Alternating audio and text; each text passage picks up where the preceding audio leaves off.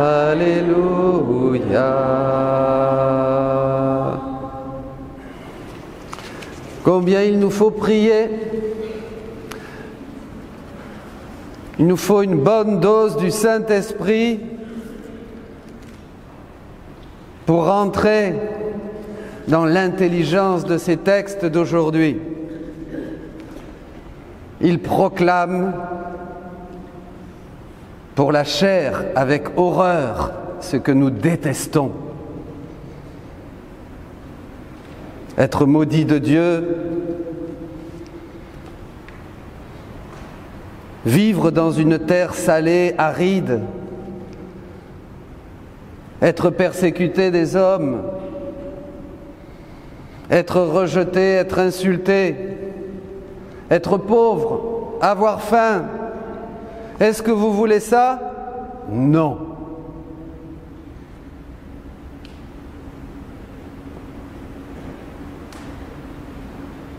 Tout mon être s'insurge contre ces choses.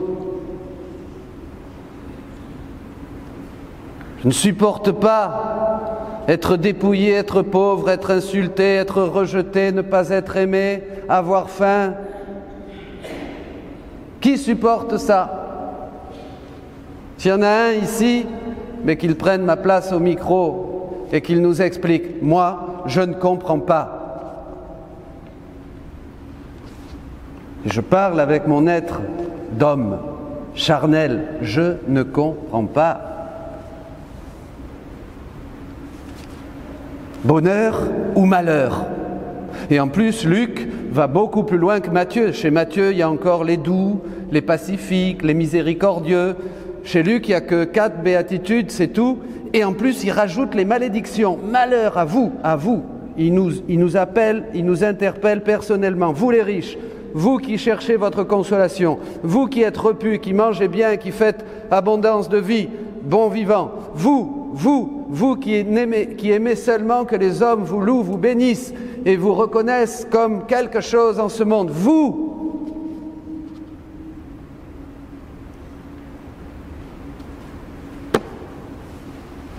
Bien ça, voyez,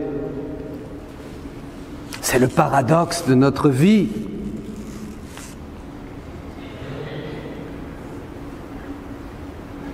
Il faut aller à la racine de l'anthropologie, c'est-à-dire du mystère de l'homme. Il faut comprendre pourquoi je suis ici. Qu'est-ce que je fous sur cette terre? Quel est ce monde créé autour de moi? Cette création dont je ne comprends pas. Je vous parlais du soleil. Pourquoi? Pourquoi la vie? Pourquoi le soleil? Pourquoi ce monde merveilleux? Cette nature, pourtant, cette nature qui me fait aussi la guerre et qui m'effraie. Pourquoi? Pourquoi des hommes autour de moi? Pourquoi des gens que je croise dans ma vie, que j'aime et qui disparaissent? Pourquoi je les ai aimés si je ne les vois plus? Pourquoi d'autres qui me cherchent et d'autres qui ne me cherchent pas? Pourquoi? Pourquoi c'est si difficile de faire quelque chose ensemble? Pourquoi c'est si difficile de nous aimer les uns les autres? Pourquoi? Bonheur ou malheur? Que du bonheur ou que du malheur? Pourquoi aussi cette radicalité dans le choix? Que du bonheur ou que du malheur? Béni de Dieu ou maudit? Pourquoi? Voyez, si on ne souffre pas le paradoxe de notre vie sur terre, on n'a encore rien compris à Dieu. On n'est pas rentré dans le mystère de Dieu. On est là comme des pions en attendant que ça passe et en attendant que vienne la mort et prendre des baffes tout au long de notre vie qui nous mettent encore plus dans la colère, le ressentiment, pour ne pas dire le rejet de Dieu. C'est le décor. Pourquoi? Pourquoi Dieu dit que je suis maudit si je mets ma confiance dans un être de chair? Pourquoi Dieu me dit que je suis le plus à plaindre si pendant cette vie, je cherche le Christ seulement pour qu'il solutionne ma vie. C'est la deuxième lecture. Si vous cherchez le Christ seulement pour avoir de l'espoir dans cette vie de terre, cette vie terrestre, malheureux êtes-vous, vous n'avez rien compris. Pourquoi? Moi, je veux prier pour que Dieu m'arrange ma vie aussi. Je veux aller mettre un cierge à la Sainte Vierge pour avoir une bénédiction, pour quelque chose de matériel. Oui, je sais. Je prie aussi pour guérir. Je prie pour que mon ami que j'aime guérisse aussi. Jésus l'a dit dans l'Évangile. Donc toutes ces choses sont légitimes et il faut les faire. Pourtant, Dieu me dit que je ne peux pas chercher dans le Christ seulement la solution à mes problèmes humains. C'est difficile tout ça.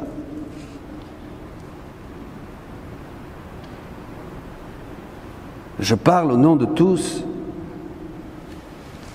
Il faut vraiment, quelquefois je le souffre dans ma propre chair et je me dis Seigneur, j'ai besoin de plus d'esprit pour comprendre ça, pour vivre ceci, à moins que je fasse l'autruche. Ça ne marche pas l'autruche, ça marche un moment, puis il y a toujours un coup de pied dans le derrière qui vient et qui te déstabilise et qui te fait sortir la tête du sable et qui te fait voir la vérité en face. Et là, ça ne va plus. On rentre en crise. Ouais. Les béatitudes. Alors voilà. Dieu pose le problème pour que nous demandions la grâce de trouver la solution qui vient d'en haut. Tout don parfait descend du Père céleste, dit l'apôtre Jacques. Et Paul dit dans Colossiens 3 qu'il faut chercher les choses d'en haut. Et que là se trouve la vérité. Donc, il va nous falloir lever les yeux vers le ciel, et c'est ce que je disais au début, si vous voulez vivre et comprendre les béatitudes et être heureux, c'est mon deuxième point, il nous faut vraiment prier, il nous faut vraiment nous mettre à genoux, il faut vraiment nous immerger dans la présence de Dieu, et je vous dirais que c'est pour ça que nous sommes sur terre. Nous ne sommes pas sur terre pour autre chose. Il faut aller à la racine du problème, vous savez. Quand on avance dans la vie, on cherche. Ce que je vous dis, je le crois, c'est mon credo, je vous dis avec mon cœur. Il faut aller à la racine du problème et il faut vraiment se poser la bonne question. Ou alors, on ne se pose pas de question, mais il faut s'en poser aucune. Ou tu t'en poses aucune, ou tu te poses la seule vraie question, le problème de Dieu et de l'existence de l'homme. Les béatitudes. Donc on y arrive. Alors, pourquoi Dieu veut-il que je souffre? Je disais hier, Dieu m'a-t-il créé pour souffrir?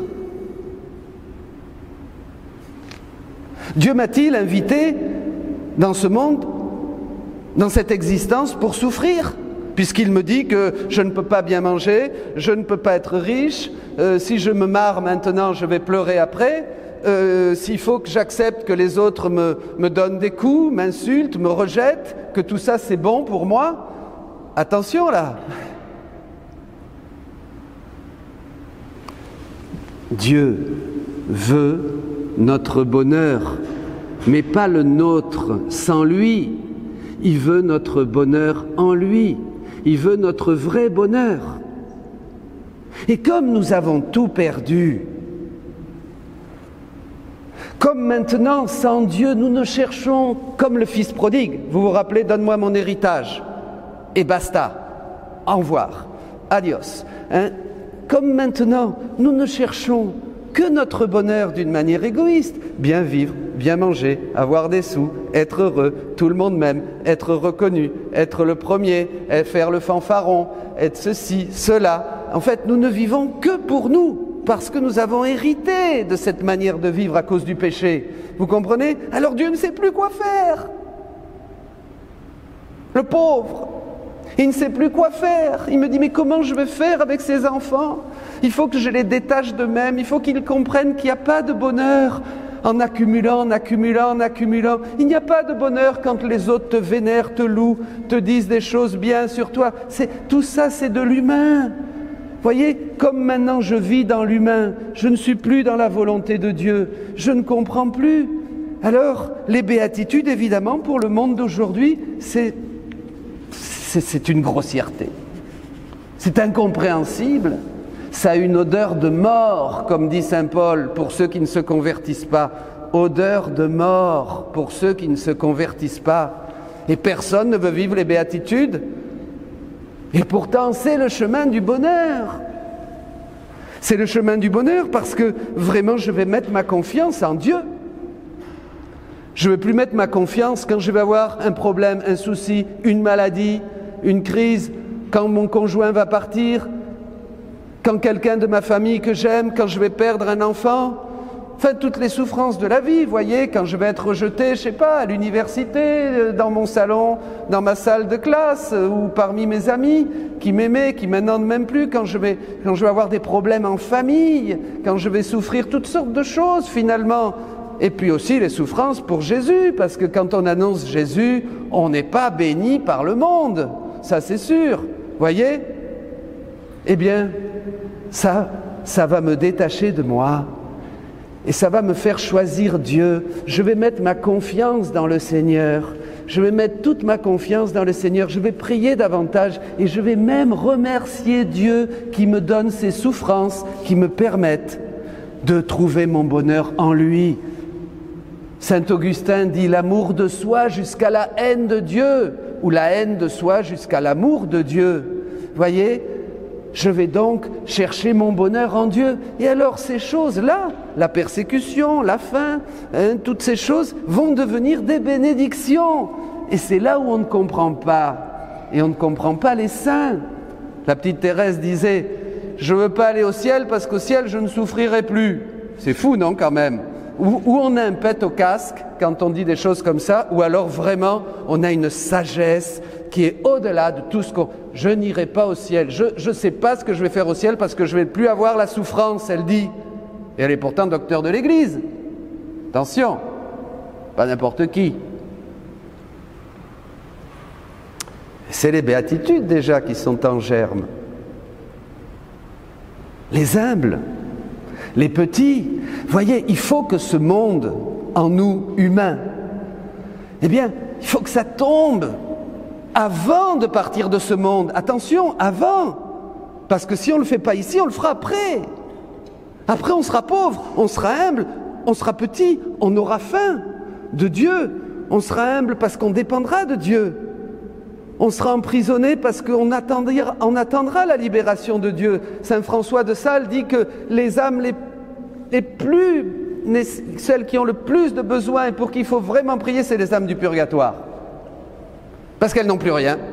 Elles ont faim, elles ont soif, elles sont dans l'obscurité, elles sont toutes petites. Et oui,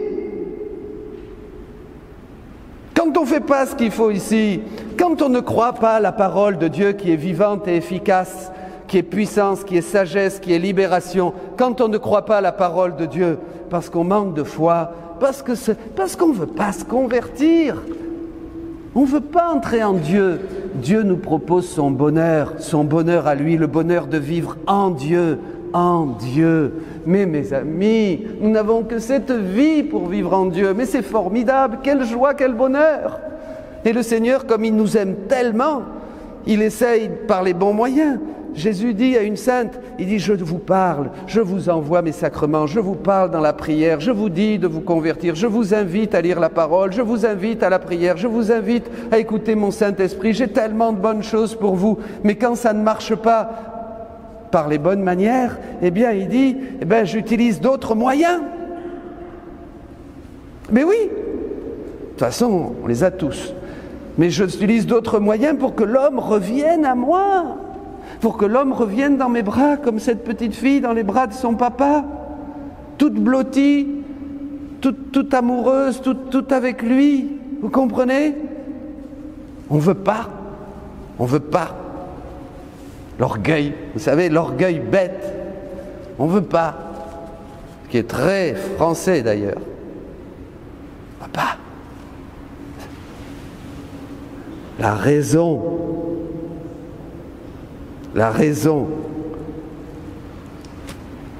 Mais ça ne marche pas, la raison. Ce sont les petits qui rentrent dans le royaume de Dieu. Ce sont ceux qui ont un cœur d'enfant. Les béatitudes, Heureux l'homme qui n'entre pas au conseil des méchants, qui ne suit pas le chemin des pécheurs, qui ne siège pas avec ceux qui ricanent, mais qui met sa loi et sa joie dans le Seigneur, qui murmure la loi du Seigneur jour et nuit. Seigneur, fais cela pour moi. Rends-moi simple. Ah, j'ai cherché parmi les exégètes pour avoir le consensus. Vous savez, ceux qui disent tout le monde, quand on parle des pauvres, on pense la pauvreté matérielle. Non, c'est pas ça. J'ai fouillé. Et en fait, ils disent tous que c'est vraiment la pauvreté de cœur.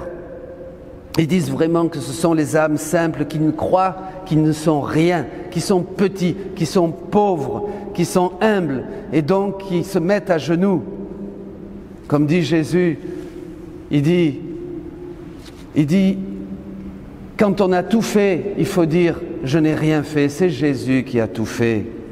Ceux qui se mettent à genoux. Bien mes amis, vous tous qui sont ici, nous tous qui vivons ce siècle tellement difficile, où il y a tellement d'horreur, mon Dieu, je vous demande de prier, ça me vient maintenant. À New York, la loi sur l'avortement est passée, on peut avorter à 9 mois. 9 mois du crime. L'homme est malade. Nous sommes sous le joug de psychopathes. Est-ce que vous voulez vous prier, vous les Français? Est-ce que vous voulez vraiment vous réunir et vous mettre à genoux pour demander miséricorde pour ce monde, pour réparer ces crimes, ces atrocités, ces mensonges? Est-ce que nous allons prendre le chemin de la prière pour que le monde découvre la sagesse des béatitudes, la vérité de Dieu, la vérité de notre existence, notre raison d'être sur cette terre, notre raison d'être n'est que dans le Christ? Il n'y a pas de raison d'être. Nous n'avons pas de raison d'exister. Si nous avons l'existence, c'est parce que nous l'avons reçue de Dieu et nous devons la donner à Dieu et vivre dans le Christ, par lui, avec lui et en lui. À toi, Dieu le Père Tout-Puissant, dans l'unité du Saint-Esprit, tout honneur, toute gloire, pour les siècles des siècles. C'est ça être chrétien. Sinon, il n'y a pas de béatitude, il n'y a que des malédictions. C'est écrit, maudit, maudit, vous. Jésus nous a tout donné. Faites de Jésus votre trésor et vous comprendrez les béatitudes. Prenez le Christ dans vos cœurs, dans vos esprits, dans votre chair même, puisque Jésus habite. Nous ne savons pas ce que c'est qu'être membre du Christ, comme nous le disons et nous le confessons. C'est que Jésus habite physiquement en nous. Tout en nous est christifié. Tout en nous appartient à Dieu, pas notre âme seulement spirituelle, comme ça. Non, tout. Si nous ne sommes pas avec lui, en lui, pour lui, si nous ne vivons pas de lui à chaque battement de notre cœur, à chaque respiration, si nous n'acceptons pas cet air qui nous donne, comme le souffle de Dieu qui nous donne la respiration, nous n'avons rien compris.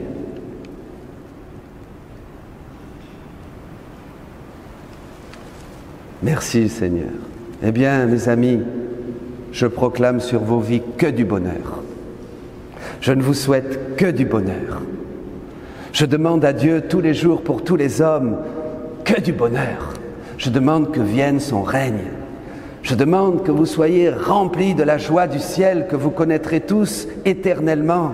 Bientôt le ciel, bientôt la vie éternelle. Mais oui, c'est ça finalement qui donne sens. On dit déjà, quand on fait du développement humain, on dit qu'il faut toujours avoir en ligne de mire et comme finalité l'objectif.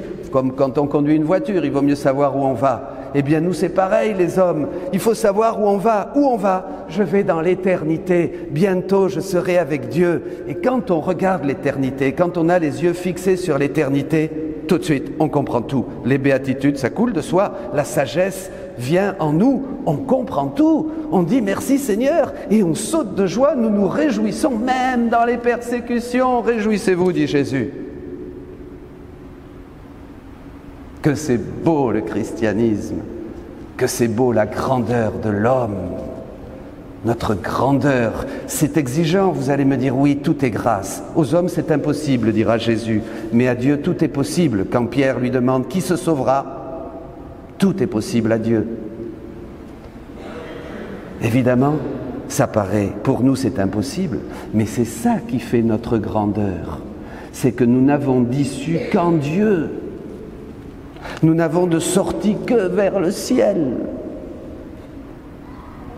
Nous n'avons d'autres regards et nous ne pouvons avoir d'autres regards que la face du Christ, qu'en regardant le Christ, Jésus, si beau, les anges, les saints, la Vierge, Marie. Donnez tout à Dieu et vous aurez le bonheur dès ici-bas sur la terre. Prions les uns pour les autres. Demandons cette grâce. Je la demande pour mes paroissiens, je la demande pour tous ceux qui nous écoutent, parce que je sens l'amour de Dieu dans mon cœur pour vous. Demandez et vous recevrez. Soyez bénis. Amen. Alléluia.